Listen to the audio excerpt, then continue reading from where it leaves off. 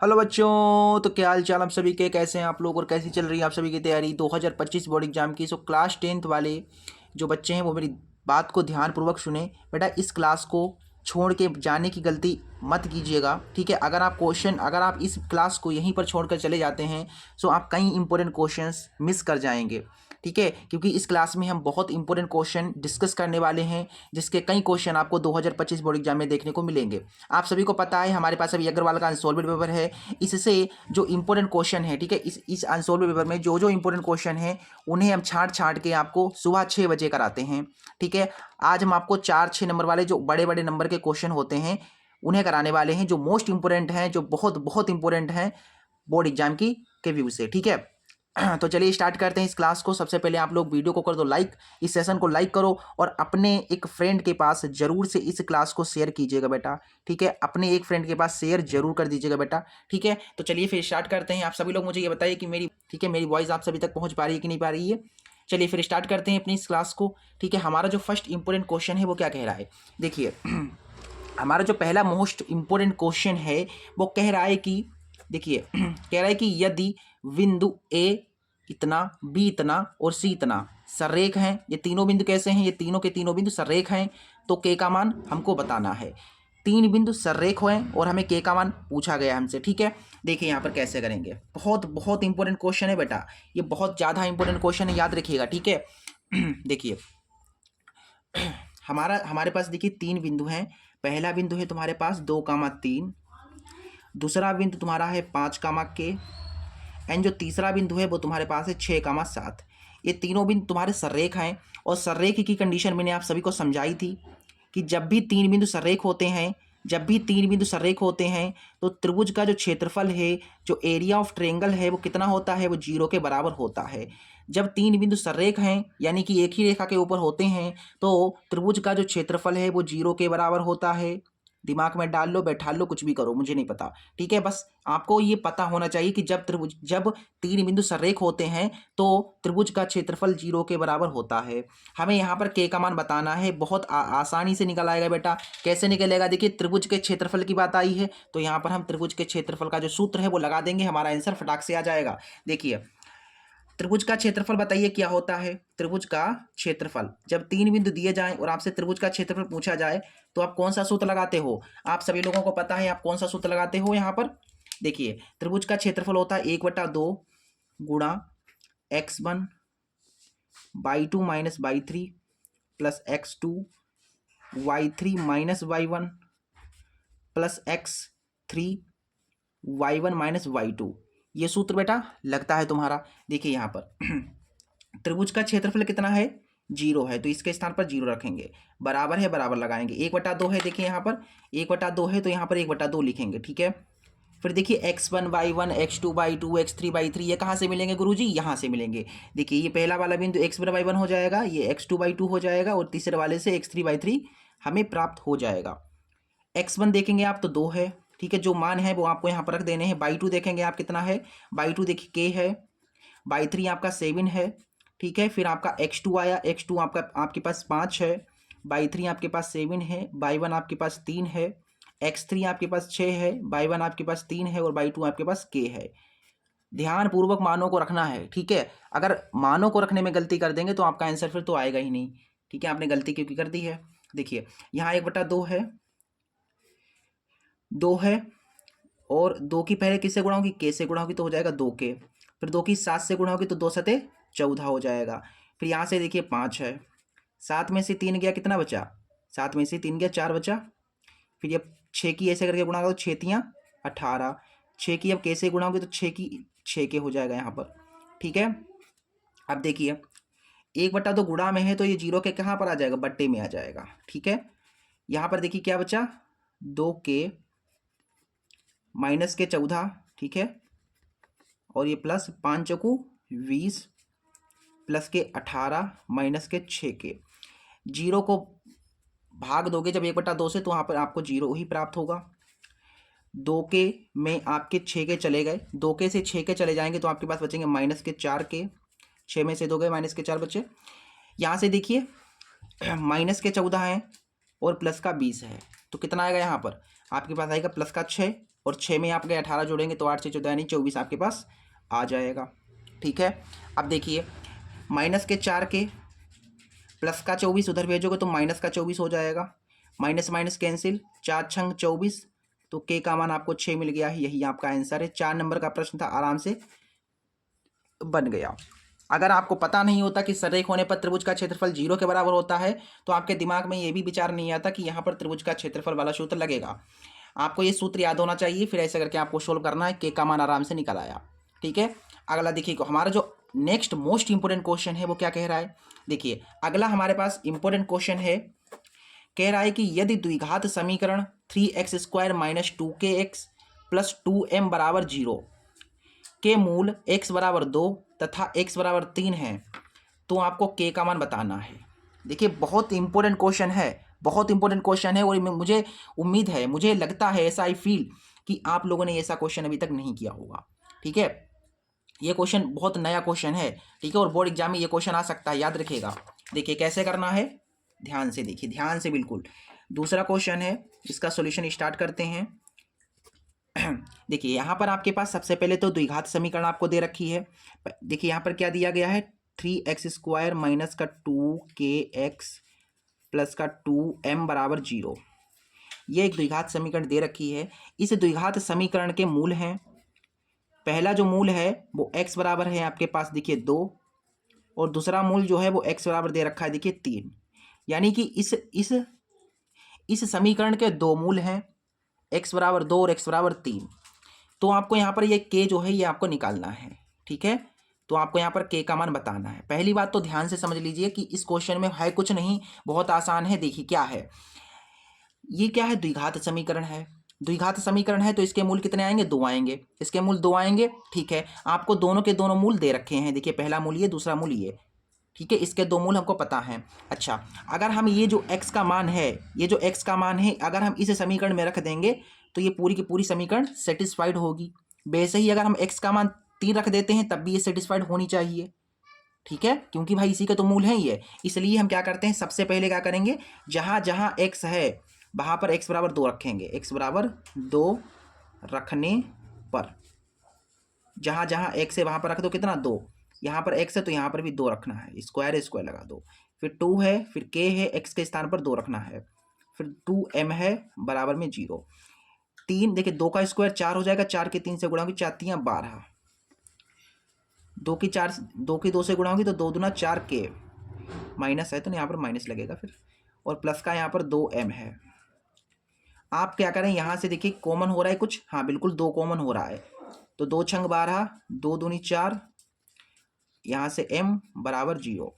ठीक, अब ये 2 गुणा में तो उधर जाएगा, बट्टे में आ जाएगा। इसका मतलब यहाँ से अपने को मिल गया 6 माइनस का 2k प्लस का m बराबर 0। यानी कि हम ये कह सकते हैं 6 बराबर 2k माइनस का इधर गया, प्लस का हो गया, प्लस का m उधर आ जाएगा तो माइनस का m हो जाएगा। हमें क्या मिल गया, 2k माइनस का m बराबर 6 मिल गया। ये बन गई आपकी समीकरण पहली। क्या इस x बराबर 2 रखने पर हमें k का मान निकला? क्या हम जब x का मान 2 रख रहे हैं k का मान निकाल पा रहे हैं? देखिए नहीं निकला ही नहीं। यहाँ पर अगर m का मान पता होता तो हम आराम से कर सकते थे, लेकिन यहाँ पर हमारे पास k का मान नहीं आया अभी। इसका मतलब ये है कि ये दूसरा जो मूल दिया गया है इसे भी आपको रखना पड़ेगा। तो x बराबर 3 आप रख करके देख लीजिए क्या आता है, x बराबर 3 पर। ठीक है, अब यहाँ पर चेक करके देखते हैं। समीकरण ये है, जहाँ x है वहाँ पर आप 3 रखेंगे, 2kx के स्थान पर 3 और प्लस का 2m है बराबर 0। यहाँ से 3 तिया 9, 9 तिया 27, ये 2 तिया 6k प्लस का 2m बराबर में 0। सो यहाँ से अपने को क्या मिलेगा, देखिए यहाँ से माइनस का 6k है, प्लस का 2m है, प्लस का 27 उधर भेजेंगे तो माइनस का 27 हो जाएगा। यहाँ से आप चाहें तो माइनस कॉमन ले लीजिए, माइनस कॉमन ले सकते हैं आप। तो यहाँ से बचेगा तुम्हारे पास, ये माइनस का था ये प्लस का हो जाएगा, प्लस का 6k हो जाएगा, ये प्लस का 2m है, माइनस का 2m हो जाएगा और बराबर में माइनस के 27। माइनस माइनस कैंसिल, यहाँ से मिल गया 6k माइनस के 2m बराबर में 27। ये बन गई आपकी समीकरण दूसरी। अब यहाँ पर देखिए समीकरण फर्स्ट वाली और समीकरण सेकंड, समीकरण फर्स्ट और समीकरण सेकंड को आप जब विलोपन विधि से हल करेंगे तो हम k का मान आराम से निकाल सकते हैं। ठीक है, इसके लिए हम क्या करते हैं, इस समीकरण फर्स्ट में कितने से गुणा करा देते हैं, 2 से गुणा करा देते हैं, जिससे कि एम बराबर हो जाएगा, फिर घटा देंगे तो आपका आंसर आ जाएगा। ठीक है, ये काम करेंगे अब हम, इतना काम करेंगे, हमारा आंसर आ जाएगा। समीकरण फर्स्ट में कितने से गुणा होगी, 2 से, विलोपन विधि यहाँ पर लग रही है। ठीक है, समीकरण फर्स्ट में 2 से गुणा, क्योंकि अब तो इक्वेशन बन गई हैं। ठीक है, अब 2 इक्वेशन बन गई तो इसे तो आप आराम से अपने आप खुद ही सॉल्व कर सकते हैं। ठीक है, समझने वाली बात ये थी कि 2 मूल दिए गए थे, दोनों मूलों को हमने रखा, पहले वाले मूल को रखा तो पहली समीकरण बनी, दूसरे वाले मूल को रखा दूसरी समीकरण बनी। अब उन दोनों समीकरणों को विलोपन विधि से सॉल्व कर दो, के का मान मिल जाएगा। ठीक है, तो हम सॉल्व वही कर रहे हैं, इसमें 2 से गुणा हो जाएगी तो 2 दूना 4 के हो जाएगा, फिर 2m हो जाएगा, फिर 2 छंग 12 हो जाएगा। ठीक है, ये बन गए तुम्हारी समीकरण। समीकरण कैसी बन गई, समीकरण सेकंड हो चुकी थी, ये थर्ड हो गई तुम्हारे पास। ठीक है, देखिए समीकरण सेकंड में इधर भी 2m है, इधर भी 2m हो गया। अब क्या करते हैं, समीकरण सेकंड से समीकरण थर्ड को घटा देते हैं। ठीक है, 4 नंबर का प्रश्न है तो टाइम तो थोड़ा बहुत लगेगा। ठीक है, इसलिए जब हम आपको समझा रहे हैं तो इसलिए थोड़ा टाइम लग रहा है, आप करेंगे तो ज़्यादा टाइम नहीं लगेगा। ठीक है, आराम से हो जाएगा, थोड़ी मतलब 3-4 मिनट में हो जाएगा क्वेश्चन ये। देखिए यहाँ पर क्या है, 6k है, माइनस का 2m है, बराबर में 27 है। थर्ड क्या है, थर्ड में देखेंगे आप 4k है, माइनस का 2m है, बराबर में 12। हम क्या कर रहे हैं, घटा रहे हैं तो चिन्ह बदल जाएंगे, ये प्लस का है माइनस का हो जाएगा, माइनस का है प्लस का हो जाएगा, प्लस का है माइनस का हो जाएगा, ये कैंसिल हो गया प्लस माइनस होकर के।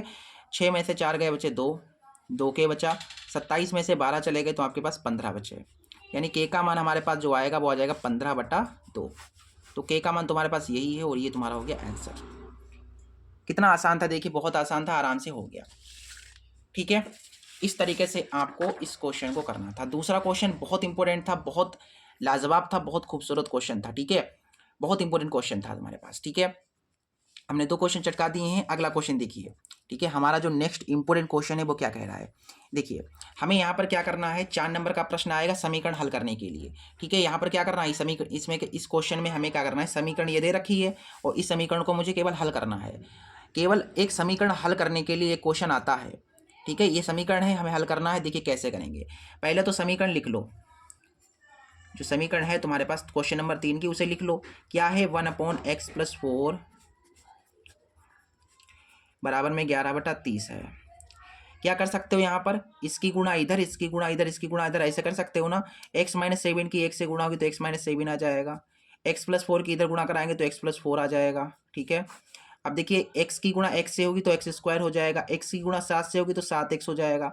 अब 4 को पकड़ो, 4 की 1 से गुणा होगी तो 4x हो जाएगा, 4 की 7 से होगी 4×7=28 हो जाएगा, बराबर में तुम्हारा 11/30 तो है ही। क्लियर है। अब देखिए ऊपर x-7 है, माइनस अंदर गुणा करेगा तो प्लस का ही हो जाएगा, माइनस का, ये प्लस का ही हो जाएगा माइनस का। नीचे तुम्हारे पास है x², 4 और ये 7 हैं। ठीक है, तो 7 में से 4 आपके पास चले जाएंगे तो कितने बचेंगे, 4 3 7 माइनस के 3x बचे और इधर तुम्हारे पास है 28। क्लियर है इतनी बात, बताइए जरा आप लोग, सब लोग क्लियर है ना इतनी यहाँ तक किसी को कोई प्रॉब्लम नहीं है। ठीक है, यहाँ पर 11/30 है बराबर में। देखिए प्लस माइनस से कैंसिल हो गया, 7 में 4 जुड़ जाएंगे तो कितने हो जाएंगे, 11 हो जाएंगे, 7 4 11। और नीचे तुम्हारे पास x² माइनस का 3x माइनस के 28 बराबर में है 11/30। देखिए 11 एकम 11 और 11 एकम 11। देखिए x² माइनस का 3x माइनस के 28 की गुणा 1 से कराएंगे, ऐसे करके तिरछी तिरछी, इसकी गुणा 1 से होगी तो ये वैसा ही रहेगा। ठीक है, जैसा है वैसा ही रहेगा। 30 की गुणा 1 से होगी तो माइनस का 30 ये हो जाएगा। क्लियर है। आगे देखिए थोड़ा सा, x² है, माइनस का 3x है, ये माइनस का 28 है, माइनस का 30 इधर जब आप लाएंगे तो ये हो जाएगा प्लस का 30 बराबर में 0।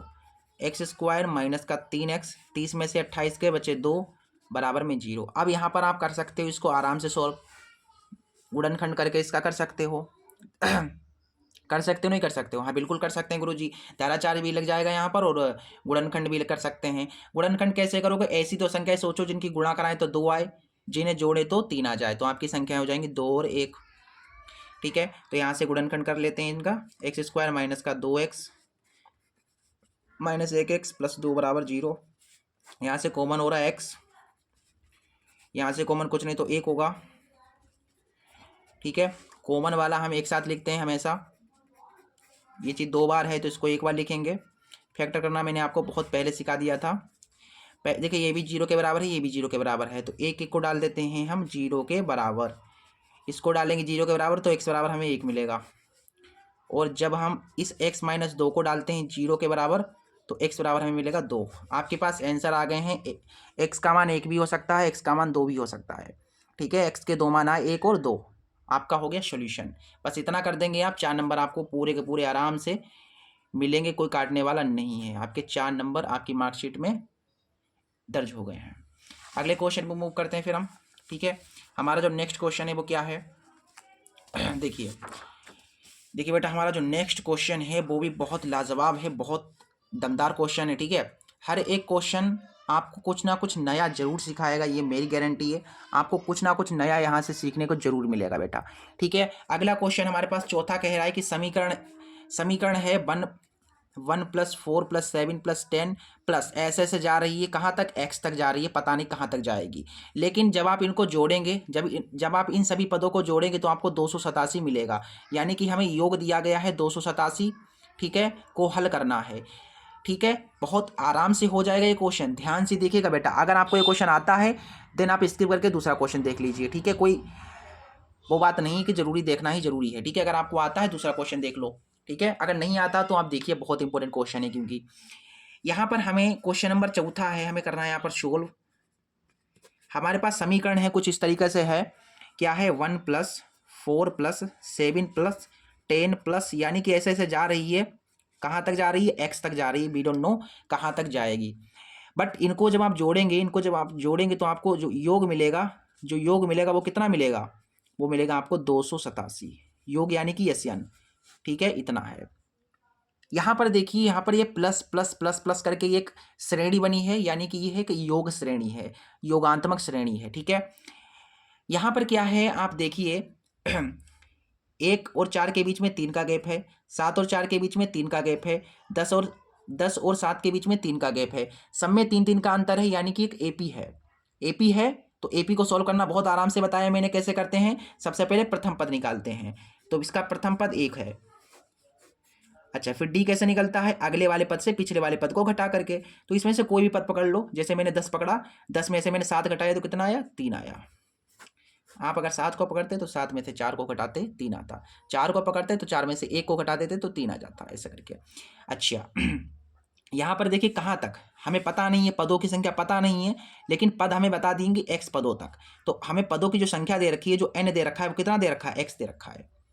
ठीक है, हमें पदों की संख्या x दे रखिएगा, कहा x पदों तक ज्ञात करो। ठीक है, अच्छा SN की बात आई है, तो SN का हम यहाँ पर सूत्र लगाएंगे बेटा। SN बराबर होता है n/2 2a + n-1 into D। SN हमारे पास 2 8 7 है, nx है, ठीक है, nx है, एंड 2a तुम्हारा 1 है, nx है, और D तुम्हारे पास 3 है। ठीक है, अब देखिए थोड़ा ध्यान से इसकी गुणा इधर हो जाएगी, तो 287 की गुणा किससे होगी, पहले 2 से होगी। इधर तुम्हारा x है, 2 की 1 से गुणा होगी 2 हो जाएगा, 3 की x से गुणा होगी 3x हो जाएगा, 3 की 1 से गुणा होगी तो 3 आ जाएगा। देखिए गुणा कराइए, 2 7 14, 2 8 16 और 1 17, 2 दूने 4 और 1 5, 574। यहाँ x है, देखिए 3x है, 3 में से 2 गया, 1 बचा। अब यहाँ से देखिए x की गुणा 3x से होगी तो 3x² हो जाएगा, x की गुणा 1 से होगी तो x आ जाएगा, और बराबर में कितना तुम्हारे पास है, 574 है। इसको आप ऐसे भी लिख सकते हो, 3x² - x प्लस का 574 इधर ले आओ, माइनस का 574 बराबर 0। अब यहाँ पर क्या करना है बेटा, गुणनखंड करना है, x का मान निकल जाएगा, बस x ही हमसे पूछा गया है, x का मान निकाल सकते हो आप। गुणनखंड कैसे करोगे, ऐसी दो संख्या सोचनी है जिनकी गुणा कराएं तो 574 गुणा 3 करा लो पहले, 574 गुणा 3। सो ऐसा करते हैं, 574 का देख लेते हैं गुणनखंड कितना होगा। 2 दूना 4, 2 दूनी 4 हो जाएंगे, और 2 8 16, 2 7 14, फिर इस हिसाब से कट जाएगा, 7 चौकटा 7 एकम 7, 41 एकम 41, और ये 3 भी तुम्हारा गुणा में था। ठीक है, तो ऐसी अब देखिए यहाँ पर संख्याएं आपके पास आ जाएंगे, 7 दूनी 14 और 14 3 42 और 41। हाँ, तो आपके पास संख्याएं आ गई हैं 41 और 42, क्योंकि बेटा 41 में से जब 42 जाएंगे तो आपके पास 1 बचेगा, और 41 और 42 की जब आप गुणा कराएंगे तो आपको मिल जाएगा जो आपको चाहिए। ठीक है, तो हमने जो संख्याएं सोची हैं वो यहाँ पर रख दो। देखिए 3x² है और माइनस का हो जाएगा तुम्हारे पास 42x और प्लस का 41x और माइनस का 574 है, बराबर में 0 है। यहाँ से कॉमन तुम्हारा हो रहा है 3x कॉमन होगा तो x माइनस 3 कम 3, 3 को 12 और यहाँ से कॉमन क्या होगा 41 है ना, कुछ कॉमन हो रहा है 41 हो जाएगा कॉमन पूरा तुम्हारा। ठीक है, 41 कॉमन होगा तो x माइनस का 14 बचेगा यहाँ पर। ठीक, अब ये कॉमन वाला जो है एक साथ लिखा जाएगा और ये जो 2 बार है इसको एक बार लिखा जाएगा। क्या है ये x माइनस 14 है। ठीक है, ध्यान से देखिएगा, थोड़ा बहुत समझ लीजिए, मेरी थोड़ी राइटिंग बढ़िया नहीं है, थोड़ा एडजस्ट कर लीजिए। ठीक है, देखिए यहाँ पर आपको पता है ये भी 0 के बराबर है और वो वाला भी 0 के बराबर है। सबसे पहले हम क्या करते हैं x माइनस 14 को डाल देते हैं 0 के बराबर, तो हमें x बराबर मिल जाएगा 14। तो बेटा यही तुम्हारे पास आंसर आ जाएगा। अब आपको गुरुजी इसको क्यों नहीं डाला आपने, तो इसको भी डाल के देख लो, लेकिन माइनस में नहीं आना चाहिए, याद रखिएगा। अगर माइनस में आ गया तो वो आंसर ही नहीं होगा फिर। अब आपको गुरुजी माइनस में आया तो आंसर क्यों नहीं होगा ये बता दो मुझको। अब देखिए ये माइनस में आया तो हमारा ये आंसर नहीं है, ये वाला मान्य होगा, क्योंकि भाई देखिए पदों की संख्या है तो पदों के देखिए यहाँ पर पद जो है वो आपके बढ़ ही तो रहे हैं, बढ़ रहे हैं ना, घट तो रहे नहीं है। देखिए 1 था, फिर 2 हो गए, 3 हो गए, इसलिए प्लस वाले होंगे, यानी कि जो पद होंगे वो हमेशा प्लस में होंगे, माइनस में तो हो नहीं सकते ना। थोड़ा लॉजिक लगाओ यहाँ पर, ऐसे करके इस क्वेश्चन को हमें करना था, इस क्वेश्चन के साथ ऐसे डील आपको करनी थी। ठीक है, और उम्मीद करता हूँ आपने ये क्वेश्चन अभी तक नहीं किया होगा, बिल्कुल नया क्वेश्चन था, बोर्ड एग्जाम के लिए भी इंपॉर्टेंट है, नया इंपॉर्टेंट क्वेश्चन है। ठीक है, और ये 2025 बोर्ड एग्जाम में आ सकता है, मतलब जो पेपर आपके होने वाले हैं अभी जस्ट, ठीक है, आ सकता है उसमें। अगला हमारा इंपॉर्टेंट क्वेश्चन नंबर 5वां क्या कह रहा है। क्वेश्चन कह रहा है कि 10 मीटर ऊंचे भवन के शिखर से एक केबल टावर के शिखर का उन्नयन कोण 60 डिग्री है और उसके पाद का अवनमन कोण 45 डिग्री है। टावर की ऊंचाई ज्ञात कीजिए, √3 बराबर 1.73 का प्रयोग कीजिए। अच्छा, सबसे पहले बताया गया है कि 10 मीटर ऊंचा भवन, कहने का मतलब यहाँ पर क्या है बेटा, एक भवन है जिसकी ऊंचाई कितनी है, जिसकी ऊंचाई 10 मीटर है। क्लियर सबको है, सारी चीज़ें आप सभी को दिख रही हैं कि नहीं दिख रही हैं बताइए। मुझे लग रहा है कुछ दिख नहीं रहा है आपको, है साफ दिख रहा है ना। ओके, सारी क्लियरिटी है ना। चलिए, तो यहाँ पर क्या है भाई, सबसे पहले आपको 10 मीटर ऊंचा एक भवन बनाना है। बताया गया कि 10 मीटर ऊंचे भवन, यानी कि भाई सबसे पहले भवन जो होगा वो जमीन पे ही तो खड़ा होगा, तो इसका मतलब पहले जमीन बना लो। यहाँ पर मैंने मान लिया ये भवन है तुम्हारा, ये भवन कितना है, 10 मीटर ऊंचा भवन है। ठीक है, ये भवन तुम्हारा, इसकी जो हाइट है वो 10 मीटर है। इसके सामने क्या है, एक केबल टावर, मतलब टावर इसके सामने एक लगा हुआ है, मान के चलता हूँ कुछ इस तरीके से टावर है। ठीक है, और इसको आप ऐसे करके इससे मिला दो। ठीक है, अब टावर का शिखर देखो, बोला गया है कि ओके 10 मीटर ऊंचे भवन के शिखर से एक केबल टावर के शिखर का उन्नयन कोण जो है कितना है, 60 डिग्री है। अच्छा अच्छा अच्छा, तो भाई हमने बताया आपके पास ये भवन है और ये आपके पास टावर है, तो बोला गया है कि भवन के शिखर से, यानी कि भवन ये है तो भवन का शिखर ये होगा यहाँ से, और बोला है केवल टावर के शिखर, यानी कि टावर का शिखर ये है, मतलब यहाँ से लेकर के यहाँ तक का जो एंगल बनेगा वो कितना बनेगा, देखिए बताया गया है यहाँ पर 60 डिग्री बन रहा है। क्लियर है ना। ठीक है, बोला गया है फिर, और इसके पाद का अवनमन कोण 45 डिग्री है। इसके पाद का अवनमन कोण, यानी कि भवन के शिखर से एक केवल टावर के शिखर, भवन का शिखर भाई, भवन के शिखर से एक केवल टावर के शिखर का उन्नयन कोण 60 डिग्री है। अच्छा अच्छा, और इसके पाद के साथ, अच्छा अच्छा, इसके पाद के साथ, यानी कि भाई ये भवन इसके शिखर के साथ 60 डिग्री है और इसके पाद के साथ कितने डिग्री का कोण बन रहा है, ये बन रहा है 45 डिग्री का। ऐसे ही तो बन रहा है ना। बोला गया है कि भैया जो भवन तुम्हारा है, इस भवन से इस टावर के शिखर के साथ 60 डिग्री कोण है और इसी के पाद के साथ 45 डिग्री का एंगल है, ऐसे करके कहा गया है। ठीक है, तो आपको बताना है टावर की ऊंचाई, ये जो टावर है ये कितना ऊंचा है। तो मैं मान लेता हूँ ये टावर जो है, मुझे पता तो है नहीं, we don't know how much the tower is height, what is the height of tower is. ठीक है, तो यहाँ पर हम क्या करते हैं, हम यहाँ पर मान लेते हैं कि इसकी भैया जो ऊंचाई है, इसकी जो हाइट है वो h मीटर है। ठीक है, हमने सपोज कर लिया कि जो हाइट है, जो टावर की हाइट है, the height of tower is h। ठीक है, अच्छा, अगर ये 10 है बेटा तो इसके सामने ये भी 10 ही होगा इतना। ठीक है, क्योंकि ये वाली जो आमने सामने की भुजा बराबर होती हैं, इसका मतलब ये वाली इसके बराबर होगी।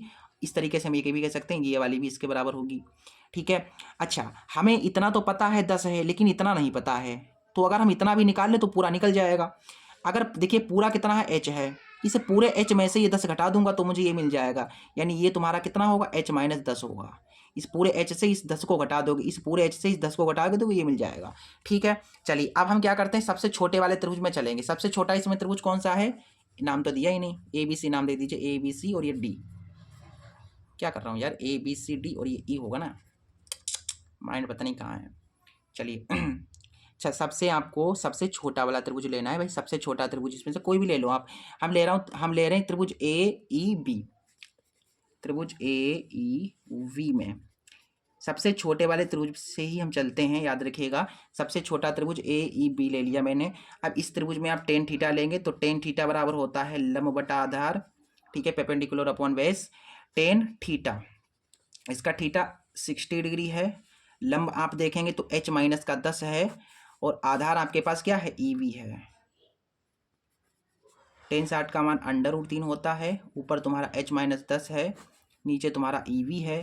ई वी की इधर गुणा होगी तो हो जाएगा तुम्हारे पास ई वी √3, और ये तुम्हारा h माइनस का 10 है। ई वी का मान यहाँ से आप ज्ञात करेंगे अगर, तो ई वी बराबर आ जाएगा h माइनस का 10 बटा √3। ये मिल गया आपको ई वी। अब आप जो है बड़े वाले त्रिभुज में चल सकते हैं, त्रिभुज ई सी डी में, त्रिभुज ई सी डी में। इस वाले त्रिभुज में आप टेन थीटा लेंगे, लेकिन इसका थीटा कितना है, 45 है। टेन 45 बराबर लंब, देखिए लंब इसका 10 है बटा आधार तुम्हारा देखिए सी डी है, आधार क्या है, सी डी है। इस वाले त्रिभुज में लंब ये है, आधार ये है। टेन 45 का वैल्यू 1 होता है, ऊपर 10 है। सी डी क्या है, देखिए हमने बताया ना आपको, ये सी डी जो है इस ई बी के बराबर है, यानी जो ई बी होगा वो किसके बराबर होगा, फिर सी डी के बराबर होगा। तो यहाँ पर अगर सी डी है तो सी डी के स्थान पर हम ई बी भी लिख सकते हैं, यानी कि हम ये भी लिख सकते हैं h माइनस 10 बटा √3 हम आराम से लिख सकते हैं। ठीक है, सबसे नीचे वाला कर लेगा सबसे ऊपर गुणा, तो यहाँ से 1 बराबर √3 की 10 से गुणा होगी तो हो जाएगा 10 √3, और नीचे तुम्हारे पास है h माइनस का 10। h माइनस 10 की 1 से गुणा होगी तो h माइनस 10 इक्कम h माइनस 10, और बराबर में है तुम्हारे पास 10 √3। h बराबर आ जाएगा 10 √3, माइनस का 10 उधर आएगा तो प्लस का 10 हो जाएगा। यहाँ से 10 और 10 कॉमन है, सो क्या बचेगा, √3 प्लस का 1 मीटर आपके पास टावर की ऊंचाई आ जाएगी। Then the height of tower is 10 into √3 + 1 metre होगी। ठीक है, हाँ एक और चीज़ थी, यहाँ पर हमको √3 का मान बताया गया था, कितना है, √3 का मान है 1.73। अच्छा, तो मान भी यहाँ पर रखना पड़ेगा इसका मतलब, ठीक है, तो रख लीजिए यहाँ पर। ठीक है, अगर कहता नहीं तो हम यहीं पर छोड़ देते, लेकिन कहा गया है जब रखने के लिए तो रखना पड़ेगा। फिर कितना रखना है, 1.73 + 1। h बराबर 10 गुणा, देखिए इसमें जोड़ोगे तो 1 और 1 2, यानी 2.73, पॉइंट काटोगे 10 मतलब 100 बढ़ जाएंगे, एक जीरो से कैंसिल हो गया। फिर h बराबर आ जाएगा तुम्हारे पास 27.3, बेटा यही तुम्हारा हो जाएगा आंसर। ठीक है, मीटर में। क्लियर है, ये आपके पास आ गए टावर की ऊंचाई, this is the height of tower is. ठीक है, ओके। सो अगले क्वेश्चन पे मूव करें हम, 5वीं का क्वेश्चन नंबर हमारे पास छठा ये है। क्वेश्चन नंबर 6 कह रहा है, देखिए ये क्वेश्चन मैंने जब बोर्ड एग्जाम दिए थे तब ये आया था। क्वेश्चन नंबर 6 कह रहा है कि दो संख्याओं के वर्गों का अंतर 180 है, छोटी संख्या का वर्ग बड़ी संख्या का 8 गुना है, तो दोनों संख्याएं ज्ञात कीजिए। देखिए ये बहुत लाजवाब क्वेश्चन है बेटा, ठीक है, बहुत प्यारा क्वेश्चन है। देखिए बहुत मजा आएगा इस क्वेश्चन में। क्या कहा गया हमें भैया, देखिए दो संख्याएं बताई गई हैं, हमें दो संख्या बतानी है और बताया छोटी संख्या बड़ी संख्या। अच्छा, मतलब छोटी संख्या एक होगी एक बड़ी संख्या होगी। देखो सुनो, बात को सुनो ध्यान से, हमारे पास दो संख्याएं हैं, उन दो संख्याओं में एक छोटी संख्या एक बड़ी संख्या है, आपको वही पता करना है कि भैया छोटी संख्या और बड़ी संख्या कौन सी है। अच्छा, तो कैसे पता करोगे भाई, हमको पता तो है नहीं, तो मानना पड़ेगा हमें। तो हम क्या करते हैं, हम मान लेते हैं, माना छोटी संख्या x तथा बड़ी संख्या हमने मान ली y। ठीक है, छोटी संख्या x है, बड़ी संख्या y है। पहली शर्त से आप चलेंगे, जब पहली शर्त से बेटा, जो पहली शर्त कह रही है, क्या कह रही है, कह रही है कि दो संख्याओं के वर्गों का अंतर, यानी दो संख्याएं आपकी x और y हैं, इनके वर्ग यानी इनका पहले वर्ग करना है, फिर उनका अंतर, अंतर का मतलब फिर इनको माइनस करना है, तो आपको 180 मिलेगा। समीकरण बन गई पहली। अगली शर्त कह रही है कि छोटी संख्या का वर्ग बड़ी संख्या का 8 गुना है। दूसरी शर्त देख लो क्या कह रही है। दूसरी शर्त से क्या कह रहा है, कह रही कि छोटी संख्या का वर्ग, छोटी संख्या कौन है, x है, यानी x का वर्ग, x का वर्ग बड़ी संख्या का 8 गुना है, बड़ी संख्या y है, इसका क्या है 8 गुना है। क्लियर है, यानी एक्स स्क्वायर बराबर हमको दे रखा है कितना 8y। समीकरण बन गई सेकंड। एक्स स्क्वायर का मान 8y है, जिसे हम यहाँ पर रख सकते हैं, आराम से रख सकते हैं, हाँ बिल्कुल गुरुजी हम रख सकते हैं समीकरण सेकंड व फर्स्ट व सेकंड से। एक्स स्क्वायर के जगह पर आपको क्या रखना है 8y रखना है, और फिर माइनस बाई स्क्वायर है, और फिर माइनस का 180 है, बराबर में 0 है। यहाँ से आप देखेंगे तो बाई स्क्वायर माइनस कॉमन ले लीजिए यहाँ से, तो सब चिन्ह बदल जाएंगे, माइनस का था प्लस का हो गया, प्लस का है तो माइनस का हो जाएगा, ये माइनस है तो प्लस हो जाएगा। अब आपको यहाँ पर गुणनखंड कर देना, बाई मिल जाएगा, यानी बड़ी संख्या मिल जाएगी, छोटी संख्या फिर आराम से निकाल लोगे मान रख करके, ठीक है। अब ऐसी दो संख्या सोचो जिनकी गुणा कराएं 180 आए, जिन्हें घटाएं तो 8 है, तो आपकी ऐसी संख्या हो जाएंगी 18 और 10। 18 और 10 की जब गुणा कराओगे तो 180 आएगा, 18 में से 10 जाएंगे तो 8 बचेंगे। तो यहाँ से अपने पास आ गया, देखिए फैक्टर इसका कर लो, 18y प्लस का 10y प्लस का 180 बराबर 0 है। तो यहाँ से अपने को मिल जाएगा बाई कॉमन, बाई माइनस 18, यहाँ से कॉमन क्या है 10 कॉमन है ना। ओके, सो कहीं पर मिस्टेक तो मैंने नहीं कर दी। माइनस मैंने कॉमन लिया, ओके सो 18,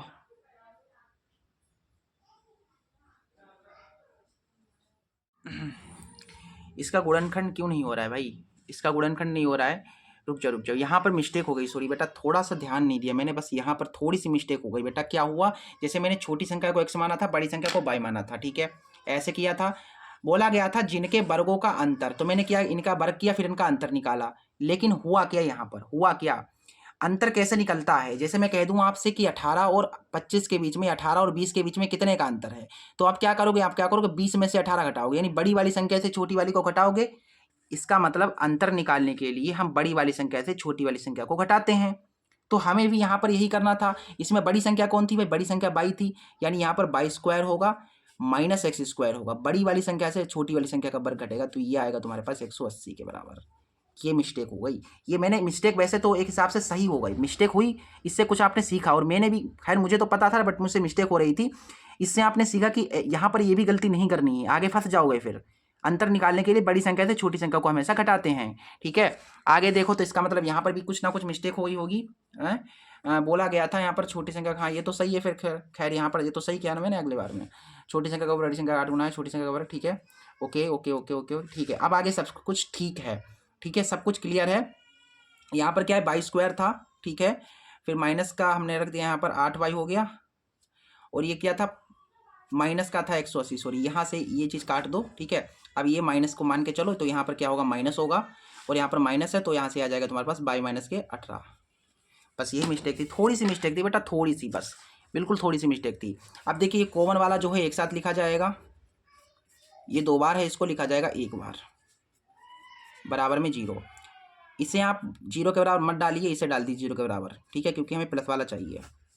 तो हमारे पास पहली संख्या क्या हो गई, दूसरी जो बड़ी संख्या हो गई, बड़ी संख्या हमारे पास हो गई 18, क्योंकि हमने बड़ी संख्या को बाई माना था, बाई हमारे पास 18 आया, यानी कि बड़ी संख्या 18 है। अगर बड़ी संख्या 18 है तो छोटी संख्या क्या होगी, छोटी संख्या देखिए यहाँ से आप निकाल सकते हैं, समीकरण फर्स्ट में मान रख दीजिए, समीकरण सेकंड में रख दीजिए, हम समीकरण सेकंड में रख देते हैं।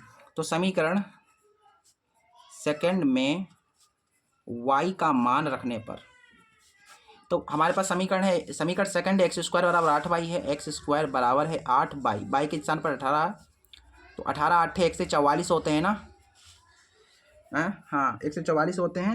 अब यहाँ से देखिए एक्स स्क्वायर हटा लेंगे तो 144 के ऊपर रूट लग जाएगा, 144, देखिए 144 का जो वर्गमूल होगा वो होगा प्लस माइनस के 12, यानी कि x का मान आपके पास जो है प्लस 12 भी हो सकता है और माइनस 12 भी हो सकता है, और बाई का मान आपका क्या हो सकता है, बाई का मान माइनस का 10 भी हो सकता है। यानी कि आपकी अगर आप देखेंगे तो बड़ी संख्या आपके पास 18 है, छोटी संख्या आपके पास 12 है। अगर माइनस वाले को देखोगे तो बड़ी संख्या आपके पास -10 है और छोटी संख्या आपके पास -12 है, मतलब दोनों ही सही है, ठीक है। ऐसे करके लिख दो कि अतः बड़ी संख्या क्या है, बड़ी संख्या है बड़ी संख्या आपके पास 18 भी है और माइनस का 10 भी है। और छोटी संख्या पे आ जाओ तो छोटी संख्या आपके पास 12 है और माइनस ये आपके पास आ गए आंसर। ठीक है, इस तरीके से आपको इस क्वेश्चन को करना था बेटा। ठीक है, हो गया क्वेश्चन नंबर 6 भी आराम से बन गया। क्वेश्चन नंबर 6 के बाद देखते हैं क्वेश्चन नंबर 7वां, बहुत इंपॉर्टेंट क्वेश्चन है 7वां। क्वेश्चन नंबर कह रहा है कि एक ठोस एक शंकु के आकार का है जो एक समान आधार त्रिज्या के अर्धगोले पर अधिरोपित है। मतलब एक गोला है, ठीक है, इस गोले के ऊपर एक शंकु रखा हुआ है, कुछ इस तरीके से देखिए गोला है, गोले के ऊपर कुछ इस तरीके से शंकु रखा हुआ है। ठीक है, बोला गया है कि ये रखा हुआ है, ठीक है, यानी कि जुड़ा हुआ है इससे। यदि अर्धगोले का वक्र पृष्ठ शंकु के वक्र पृष्ठ के समान हो तो शंकु की त्रिज्या तथा ऊंचाई का अनुपात ज्ञात कीजिए। अच्छा, इसकी त्रिज्या तो समान होगी शंकु की और अर्धगोले की, ठीक है, क्योंकि एक ही त्रिज्या पर है, एक ही मतलब वृत्त के ऊपर हो रहा है, गोले के ऊपर रखा हुआ है। ठीक है, तो त्रिज्या तो समान होगी, खैर आर त्रिज्या है, ऊंचाई इसकी मान लेता हूँ एच है, शंकु की ऊंचाई एच है। माना शंकु की त्रिज्या कितनी है, आर है, तथा ऊंचाई एच है। ठीक है, अब आते हैं क्वेश्चन के हिसाब से। अकॉर्डिंग टू द क्वेश्चन बोला गया है कि अर्धगोले का वक्र पृष्ठ शंकु के वक्र पृष्ठ के समान है, यानी कि यहां पर क्या है, कहा गया है कि अर्धगोले का वक्र पृष्ठ, ठीक है, बराबर है शंकु के वक्र पृष्ठ के। तो अर्धगोले का वक्र पृष्ठ क्या होता है भैया, 2πr²। शंकु का वक्र पृष्ठ होता है πrl। एल तो चाहिए नहीं, एल के स्थान पर क्या रख सकते हैं हम, एल बराबर आप रख सकते हैं h² + r²। एल के स्थान पर हम वही रखेंगे फिर कि पाई से पाई कैंसिल हो जाएगा और एक यहाँ से r कैंसिल हो जाएगी, यहाँ पर 2r बचेगा और यहाँ पर एल के स्थान पर h² + r² रखेंगे √ के अंदर। अब देखिए हमें यहाँ पर क्या बताना है, हमें बताना है शंकु की त्रिज्या तथा उसकी ऊंचाई का अनुपात बताना है, यानी कि r/h बताना है आपको। r/h आराम से आ जाएगा, इसको थोड़ा सॉल्व कीजिए, आंसर आ जाएगा। देखिए यहाँ पर आप ऐसा कीजिए, दोनों तरफ वर्गमूल कर दीजिए, दोनों तरफ वर्ग कर दीजिए, दोनों तरफ वर्ग करेंगे तो रूट कट जाएगा, तो दोनों तरफ वर्ग करें आप यहाँ पर, दोनों और वर्ग कराने पर इधर भी वर्ग कराएंगे तो 4r² हो जाएगा, इधर भी आपको वर्ग कराएंगे तो रूट कैंसिल हो जाएगा, यहाँ से ये आएगा। देखिए 4r² प्लस का r² इधर आएगा, माइनस का r² हो जाएगा और बराबर में h² है। 4r² से एक r² चला गया तो 3r² बचा, बराबर में है तुम्हारे पास h²। ठीक है, एक h² कह सकते हैं। सो r²/h² हम करें अगर तो 1/3 आ जाएगा। स्क्वायर इसके ऊपर भी है, स्क्वायर इसके ऊपर भी है, तो हम ऐसे कह सकते हैं कि r/h का होल स्क्वायर, इसके ऊपर हटा के, दोनों के ऊपर से हटा के टोटल लगा दिया, ऊपर सबके ऊपर लगा दिया। अब स्क्वायर हटा लेंगे तो इधर रूट चढ़ जाएगा, तो हमें केवल r/h ही चाहिए ना, तो यहाँ से रूट चढ़ जाएगा इसके ऊपर 1/3। सो यहाँ से देखें अगर हम r/h, 1 का वर्गमूल 1 होगा और √ जो है चढ़ा हुआ है 3 के ऊपर भी, तो हमारा जो अनुपात होगा वो क्या होगा, 1/√3। बेटा यही तुम्हारे पास त्रिज्या और शंकु की त्रिज्या और ऊंचाई का अनुपात हो जाएगा। इस तरीके से हमें इस क्वेश्चन को करना था। अगला जो हमारा इंपॉर्टेंट क्वेश्चन है वो क्या कह रहा है, देखिए ध्यान से। अगला क्वेश्चन है क्वेश्चन नंबर 8वां, 6 नंबर का प्रश्न है। कह रहा है कि सिद्ध कीजिए √ में sec θ - 1/sec θ + 1 plus √sec θ + 1/sec θ - 1 बराबर 2 cosec θ होगा। यहाँ पर मैं क्या करता हूँ, इस LHS को ले लेता हूँ, इस RHS के बराबर दिखा दूंगा। ठीक है, तो क्वेश्चन नंबर 8 में हम क्या करते हैं, टेक कर लेते हैं, टेकिंग LHS, मैं लेफ्ट हैंड साइड ले रहा हूँ। सो लेफ्ट हैंड साइड में क्या है, देखिए √ के अंदर है sec θ - 1 अपोन में sec θ + 1, फिर है √ sec θ + 1/sec θ - 1। क्लियर है इतनी बात, हमें ये लाना है, आराम से हो जाएगा बच्चों। मैंने आप लोगों को एक तरीका बताया था कि त्रिकोणमिति में आपको क्या करना होता है। जैसे कि आपके पास ये क्वेश्चन आया, अभी आपके दिमाग में क्या आना चाहिए इस क्वेश्चन को देख के, बताओ आपके दिमाग में क्या आना चाहिए इस क्वेश्चन को देख के, कैसे सॉल्व करोगे आप, कैसे सॉल्व करोगे। मैंने आपको क्या समझाया था, मैंने आपको समझाया था कि जब भी आपको ऊपर नीचे सेम दिखे, केवल चिन्ह बदला हुआ दिखे, तो आपको हर परिमेयकरण करना होता है। देखिए ऊपर नीचे सेक सेक है, वन वन है, लेकिन चिन्ह बदला हुआ है इधर भी। इसका मतलब इधर भी हर परिमेकरण करना पड़ेगा और इधर भी हर परिमेकरण करना पड़ेगा। इतनी चीज़ क्लियर है, ठीक है। तो कर देते हैं हर परिमेकरण, फिर सॉल्व करेंगे, आंसर आ जाएगा बस। देखिए अंडर रूट है भैया, तो अंडर रूट हम लगा देते हैं। सेक थीटा है -1 है, सेक थीटा +1 है। हर परिमेकरण करेंगे, नीचे वाले को हम ऊपर ले जाएंगे, इसको ऊपर, तो चिन्ह बदल जाएगा, यानी सेक थीटा -1 अपॉन हो जाएगा सेक थीटा -1। इसी तरीके से यहाँ पर भी करना है। देखिए ऊपर क्या है, सेक थीटा +1 है और नीचे तुम्हारे पास है सेक थीटा -1। अब देखिए हम क्या कर रहे हैं, यहाँ पर हम कर रहे हैं हर परिमेकरण, तो नीचे का ऊपर ले जाएंगे जब, तो चिन्ह हो जाएगा बदल, यानी हर परिमेकरण करने पर चिन्ह बदलते हैं। क्लियर है इतनी बात? आगे देखिए अंडर रूट है भैया, अंडर रूट लगाएंगे, ठीक है। देखिए इसकी पावर कुछ नहीं तो एक, इसकी पावर कुछ नहीं तो एक, यानी कि पावर में क्या हो सकता है, सेक थीटा -1 पावर हो जाएगा। देखिए एक ये है और एक ये है, पावर में 2 हो जाएंगी। और देखिए ये a प्लस बी है और ये है a माइनस बी, तो क्या होता है a plus b minus b, क्या होता है a square minus b square. a तुम्हारा सेक थीटा है, यानी कि sec square theta minus b square, यानी 1 का स्क्वायर 1 होगा। इसी तरह ये प्लस है, सॉरी प्लस है ना यहाँ पर। इसी तरीके से यहाँ पर देखिए इसकी पावर कुछ नहीं तो 1, इसकी पावर कुछ नहीं तो 1, यानी सेक थीटा +1 जो है इसकी पावर में हो जाएगी 2, एक और एक 2। यहाँ से देखिए a minus b, a plus b है, इसको भी ऐसे कर दो, a square minus b square करके, ठीक है। यहाँ से देखेंगे आप तो अंडर रूट है, फिर यहाँ से है सेक थीटा -1 का whole square. Sec square theta -1 क्या होता है, ये होता है टेन स्क्वायर थीटा के बराबर।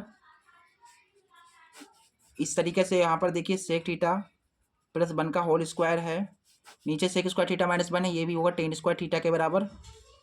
देखिए स्क्वायर इसके ऊपर भी है, इसके ऊपर भी है, तो हम टोटल लगा सकते हैं, यहाँ पर भी वैसे करेंगे, जो यहाँ पर करेंगे वही यहाँ पर करेंगे, ऐसे समझ लो।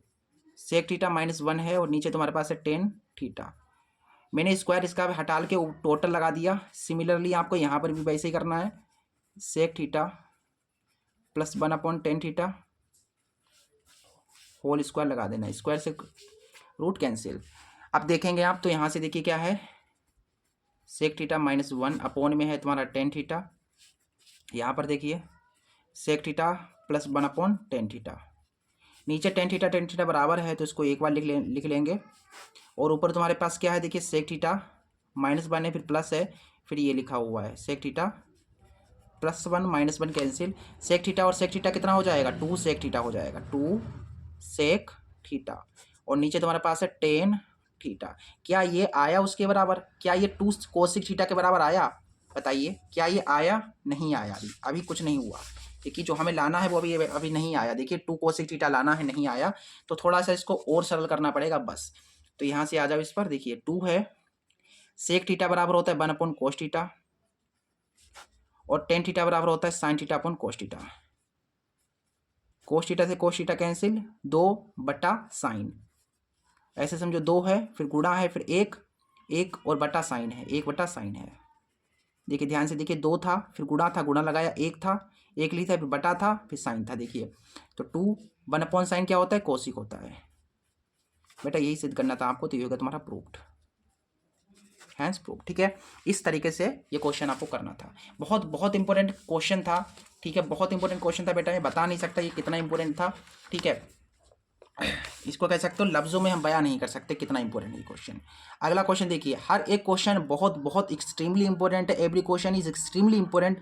सो हर क्वेश्चन को आपको ध्यानपूर्वक देखना, अंडर एस्टिमेट तो करने की कोशिश मत करना कि सर ऐसे ही बता रहे, नहीं, बहुत इंपॉर्टेंट क्वेश्चन है। फिर आप जब एग्जाम दे करके आओगे, फिर आप लोग अफसोस करोगे हमें नहीं पता, फिर ठीक है, वो हमारी रिस्पॉन्सिबिलिटी नहीं होगी फिर, ठीक है।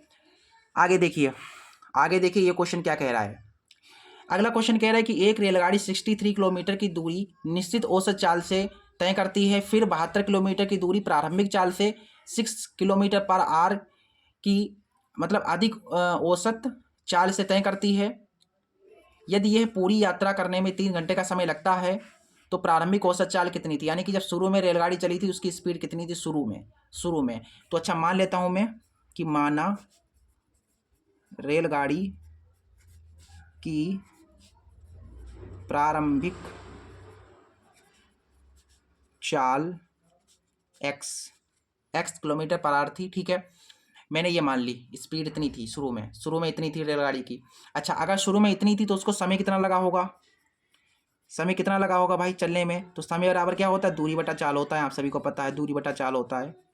तो देखिए ये वाला समय मैं t1 मान लेता हूँ, तो t1 बराबर हमें दिया गया है दूरी कितनी है भैया, शुरू में देखिए दूरी 63 थी, शुरू में दूरी कितनी थी 63 किलोमीटर थी। फिर चाल मैंने x मानी है यहाँ पर, तो ये बन गई समीकरण पहली। आगे देखिए अगली शर्त में कहा गया है, आगे हमसे कहा गया है कि फिर 72 किलोमीटर, यानी पहले 63 था, अब की बार 72 हो गई, मतलब कि दूरी ये हो गई, अब की बार आपके पास दूरी ये है 72। दूरी जो है 72 किलोमीटर की जो दूरी है, जो प्रारंभिक चाल थी उससे 6 किलोमीटर बढ़ा दी। मतलब पहले स्पीड कितनी थी, x किलोमीटर थी, x kilometre per hour speed थी, लेकिन अब क्या किया इन्होंने, अब आपने जो है 6 किलोमीटर बढ़ा दिया। अच्छा, अब हमने 6 किलोमीटर बढ़ा देंगे तो समय भी मतलब एक हिसाब से बदल जाएगा। तो पहले देखिए पहले दूरी कितनी थी, देखिए शुरू में जो दूरी थी वो 63 थी, यानी 63 किलोमीटर दूरी थी, लेकिन अब इन्होंने क्या किया है, फिर इन्होंने 72 किलोमीटर कर दी, यानी कि 63 के स्थान पर किया आपका पास हो जाएगा 72। पहले 63 था, उसके बाद क्या किया गया, स्पीड बढ़ाई गई, तो स्पीड बढ़ाई गई, फिर डिस्टेंस भी इन्होंने बढ़ा दिया, पहले 63 था आपकी और 72 कर दिया, ऐसे करके, ठीक है। फिर आपके पास देखिए दूरी बटा चाल, तो चाल क्या रहेगी आपको गुरुजी, एक्स रहेगी। नहीं भाई, एक्स नहीं है, बता दिया है कि चाल से प्रारंभिक चाल से 6 किलोमीटर पर आवर अधिक कर दी गई है, यानी कि पहले x थी तो x से 6 बढ़ा दी है, यानी x प्लस 6 कर दी गई है। अच्छा, तो हमारे पास समय ये लगेगा, और बताया गया है कि दोनों का टाइम अगर आप जोड़ेंगे, ये पूरी यात्रा 3 घंटे में तय करती है, यानी कि इसको और इसको आप जोड़ रहे हो तो आपको 3 घंटा समय लगेगा, यानी कि t1 और t2 को जब आप जोड़ोगे तो आपको 3 घंटा मिलेगा, ठीक है। अब इसे सॉल्व कर दीजिए, आपका आंसर आ गया। देखिए देखो ध्यान से देखना ध्यान से, ठीक है। 6 नंबर का प्रश्न है ये, देखिए t1 कितना है आपके पास 63/x है, t2 आपके पास है 72/x प्लस 6, बराबर में आपके पास 3 है। इसकी गुणा इधर देखो 63 की x से गुणा होगी तो 63x हो जाएगा, 63 की 6 से गुणा होगी तो 6 चंग 36 360 और 6 3 18 60 70 78 378 हो गए। 72 की x से गुणा होगी तो 72x हो जाएगा। इसी तरीके से नीचे x की x से गुणा x स्क्वायर, x की 6 से 6x और बराबर में 3, बट्टे में कुछ नहीं तो 1। 63 में आपको 72 जोड़ने हैं, 6 6 12 13 130 135, यानी कि 135x हो गए, और ये तुम्हारे पास 378 हैं, बटा में एक्स स्क्वायर प्लस का 6x है और बराबर में 3/1 है। एक की गुणा इधर होगी, पहले इसकी गुणा करा दीजिए फिर इसकी करा देंगे हम, ठीक है। इसकी इधर कराएंगे तो ये हो जाएगा 3x स्क्वायर, ऐसे लिख लो x स्क्वायर प्लस का 6x। एक की इधर कराएंगे तो यहाँ से आ जाएगा 135x प्लस 378, ओके। 3 की x स्क्वायर से गुणा होगी तो 3x स्क्वायर हो जाएगा, 3 की यहाँ पे 3 छक 18x हो जाएगा, प्लस का 135 इधर आएगा, माइनस का 135x हो जाएगा, प्लस का 378 इधर आएगा, माइनस का 378 हो जाएगा, बराबर में 0। ये 3x स्क्वायर है, 135 से आपके 78 चले जाएंगे तो कितने बचेंगे, 15 में से 8 गए, 8 6 14 8 7 15, और 12 में से 1 चला गया 13 10 बचे ना, 11 बचे, सॉरी 11 बचे। फिर आपके पास माइनस के 378 हैं, बराबर में आपके पास 0 है। क्लियर है, इतनी बात क्लियर है, यहाँ तक किसी को कोई डाउट तो नहीं है? यहाँ तक मैंने जब इक्वेशन बनाई है, जो क्वाड्रेटिक इक्वेशन बन गई है, यहाँ तक किसी को कोई तो प्रॉब्लम नहीं है? बताइए आप लोग, कोई डाउट या कोई क्वेश्चन हो तो आप लोग जरूर से कमेंट में बताइए, ठीक है। अभी के अभी उसको साफ कर देंगे, क्लियर कर देंगे, आपका डाउट दूर कर देंगे। अब आपको यहाँ पर करना क्या है, 378 का करना है आपको गुणनखंड कर लेना है। देखिए हमें संख्या ऐसे सोच नहीं पाएंगे, थोड़ा गुणनखंड कर लेते हैं। 2 एकम 2, 2 अट्ठे 16, 2 ने 18, अब इसे काटेंगे 3 से, 3 छक 18, 3 तिया 9, फिर 3 से काटे 3 दूनी 6, 3 एकम 3, 3 सतह 21 और 7 एकम 7, और ये 3 तुम्हारा इधर वाला भी ये भी है। देखिए अब आपको ऐसी दो संख्याएं सोचनी है जिनकी गुणा कराएं तो 100 मतलब कुछ आ जाए, और जोड़ने पर या फिर घटाने पर 117 आए, तो कौन सी संख्या ऐसी बन सकती हैं, सोचिए जरा। 3 तिया 9, 9 तिया 27, 27 हो जाएगा, 3 तिया 9, 9 तिया 27, 27 दूना 54, 27 दूना आपके पास 54 हो गए, 3 तिया 9, 9 तिया 27, 27, 3 तिया 9, 3 तिया 9, 9 तिया 27, 27 दूना 54, फिर 3 सतह 21, 21 जोड़ दो इसमें, 4 और 5 5 7, नहीं 117 लाना है ना, 117 लाना है। तो आप कौन सी और कोई तरीका देखो, 7 तिया 21, 21 21 21 दूना 42, 7 तिया 21 और 21 दूना 42 हो गए, ये दोनों होते 27, नहीं ऐसा नहीं। 7 तियाँ 21, 21 तियाँ 63 कर लो। 7 तियाँ 21 और 21 तियाँ 63, 3 तियाँ 9, 9 दूना 18, नहीं तो भी नहीं हो पाएगा यार। ऐसा करो तो फिर 7 तियाँ 21, 21 तियाँ 63, 21 तियाँ 63, 63 दूना कर लो। तो 63 दूना करोगे तो कितना आएगा, 2 तियाँ 6, 2 छंग 12 और 2 तियाँ 6, 122 आएगा। फिर इसमें से 9 कम कर दोगे तो 9, नहीं ऐसे नहीं होगा क्या, 3 से 21, 21 तियाँ 63, 63 दूना करोगे अगर तुम तो 2 तियाँ 6, 2 छंग 12, 122 और 3 तियाँ 9 कम कर दोगे इसमें से, नहीं ऐसे नहीं होगा। 7 तियाँ 21, 21 तियाँ 63, 63 दूना करके देख लो। तो 63 दूना करोगे तो 2 तियाँ 6, 2 छंग 12 है, 3 से 21, 21 तियाँ 63 दूना, 3 तियाँ 9 इसमें से कम कर दो। हाँ तो आपके पास जो संख्याएं आ गई हैं वो कितनी आ गई हैं? हाँ हाँ बेटा, तो आपके पास संख्याएं आ गई हैं 126 और 9। आपके पास संख्याएं कौन सी आ गई हैं? 126 और 9 आ गई हैं। ये इतना टाइम लगता है बेटा, थोड़ा बहुत टाइम आपको मूड लगाना पड़ेगा, आपको माइंड लगाना पड़ेगा। अगर लगाओगे नहीं तो फिर नहीं हो पाएगा आगे सॉल्व। संख्या सोचना थोड़ा कठिन पड़ जाएगा। फिर आपके पास संख्या 126 और 9 आ गई, तो यहाँ से हम उनको लिख देते हैं 3x² माइनस का 126 x प्लस का 9x माइनस का 378 बराबर में है 0। यहाँ से कॉमन तुम्हारा 3 ले सकते हो ना, 3x कॉमन ले सकते हो तो x माइनस 3 चौको 12, 3 दूना 6, यहाँ से 9 कॉमन ले लीजिए तो x माइनस के 42 बचेंगे, 9 चौक 36, 9 दूना 18, ठीक है। 3x कॉमन वाले को एक साथ लिखा जाएगा और ये 2 बार है, इसको एक बार लिखा जाएगा, बराबर में 0। सबसे पहले इसको डाल दो 0 के बराबर। जब आप 3x माइनस 42 को डालेंगे 0 के बराबर तो आपको x बराबर मिलेगा 42/3, 3 कम 3, 3 चौको 12, यानी जो x जो चाल आ गई है वो आ गई है 14 किलोमीटर पर आवर, ठीक है। यानी कि जो चाल है, जो प्रारंभिक चाल है वो कितनी है? प्रारंभिक जो चाल है रेलगाड़ी की वो है 14 किलोमीटर पर आवर, ठीक है। ये आपके पास स्पीड होगी। इस तरीके से आपको इस क्वेश्चन को करना था। अगला जो हमारा इंपॉर्टेंट क्वेश्चन है वो क्या कह रहा है, देखिए। अगला जो हमारा इंपॉर्टेंट क्वेश्चन है वो क्या कह रहा है, देखिए ध्यान से। हमें यहाँ पर सिद्ध करना है। देखिए, सिद्ध करने के लिए अपरिमेय संख्या, यहाँ पर क्या करना है, सिद्ध कीजिए कि 2 + √3 का अपरिमेय संख्या है। अपरिमेय संख्या सिद्ध करने के लिए एक क्वेश्चन जरूर आएगा ही आएगा, याद रखिएगा। हमें यहाँ पर 2 + √3 को अपरिमेय संख्या सिद्ध करना है। देखिए ये क्वेश्चन मैं कर दूंगा और इसके वाला ये जो अगला क्वेश्चन है, सिद्ध कीजिए कि 7 - 5 एक अपरिमेय संख्या है। ये आप लोग खुद करिएगा, ठीक है। ये आप लोगों के लिए होमवर्क है बेटा। अगर आप सीरियस हो तो इस क्वेश्चन को जरूर घर में ट्राई करोगे, घर पे जरूर ट्राई करोगे बेटा, ठीक है। इस क्वेश्चन को आप लोग जरूर ट्राई करोगे और व्हाट्सएप ग्रुप में सेंड करोगे इस क्वेश्चन का सॉल्यूशन मुझे, ठीक है। इतना काम आप लोगों को मैं दे रहा हूं, ठीक है। चलिए यहाँ पर क्या करना है, हमें सिद्ध करना है 2 + √3 को अपरिमेय संख्या। अपरिमेय संख्या सिद्ध करने के लिए हमें सबसे पहले परिमेय संख्या मानना पड़ेगा, ठीक है। हम यहाँ पर क्या करेंगे बेटा, बताओ।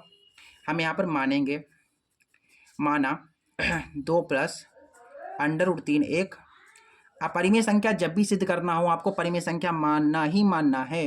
तो मैं मान लेता हूं इसे एक परिमेय संख्या, माना ये एक परिमेय संख्या है। अगर ये परिमेय संख्या है, अगर ये परिमेय संख्या है तो किसके बराबर होगी, a/b के रूप की होगी, यानी इसके बराबर होगी, अंश और हर में होगी। यहाँ आपको अंडर रूट को रोकना होता है और ये a/b है। अच्छा a b क्या है, a b आपके पूर्णांक हैं, जहाँ a और v कोई पूर्णांक है, where a and v are any integer, ठीक है। a and v are any integer, ठीक है। तो देखिए यहाँ से प्लस का 2 इधर आएगा, माइनस का 2 हो जाएगा, तो अंडर रूट 3 बराबर यहाँ से आ जाएगा a माइनस का 2v बटा में v, ठीक है। अब आपको यहाँ पर थोड़ी बहुत स्टेटमेंट लिखनी पड़ेगी बेटा। स्टेटमेंट क्या लिखनी पड़ेगी, देखिए यह क्या है, यह एक आपकी एक परिमेय संख्या है। देखिए ये जो है ये एक परिमेय संख्या है क्योंकि बटे में है, और ये क्या है, एक अपरिमेय संख्या है। तो मुझे ये बताइए कि क्या एक अपरिमेय संख्या कभी परिमेय संख्या के बराबर होती है? नहीं होती है। तो ठीक है, ऐसे करके लिख दो, चूंकि परिमेय संख्या कभी भी अपरिमेय संख्या के बराबर नहीं होती है, इसलिए 2 + √3 एक अपरिमेय संख्या होगी, ठीक है। इस तरीके से आपको इस क्वेश्चन को करना था। हो गया आराम से। ठीक है, इस ये वाला क्वेश्चन जो है आप लोगों को व्हाट्सएप ग्रुप में सॉल्व करके भेजना है।